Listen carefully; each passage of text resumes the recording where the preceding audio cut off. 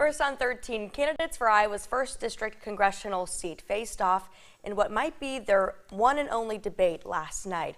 Marionette Miller Meeks and Democrat Christina Bohannon went head-to-head over many topics, including abortion rights. The two were far apart on that topic. Bohannon said that the right for a woman to control her own pregnancy should be protected at the federal level, while her opponent favors a near outright ban. So we know that baby is pain capable at that point in time. And when you're thinking about what it takes, medically, what do you do when you do a late term or a third trimester abortion, which 15 weeks would not be third trimester. That's not what I'm trying to imply. But those abortions are gruesome. They're dismemberment.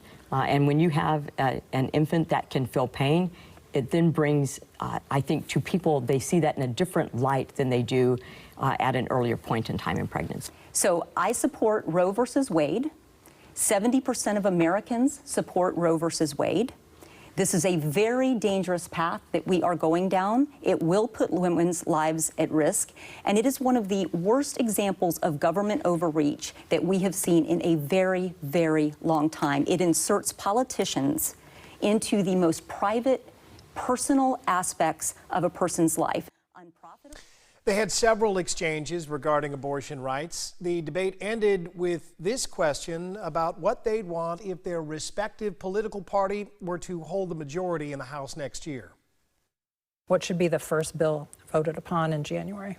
To get rid of 87,000 new IRS agents. I want a rural health care initiative that will help places like Keokuk that just lost their hospital to invest in that rural health care and to bring more physicians and healthcare professionals to Iowa. Now, due to redistricting, the boundaries are new, with about 80% of the old 2nd District now being in the 1st District, making it very competitive, at 34% being registered Republicans right now, 33% Democrat, and 32% unaffiliated.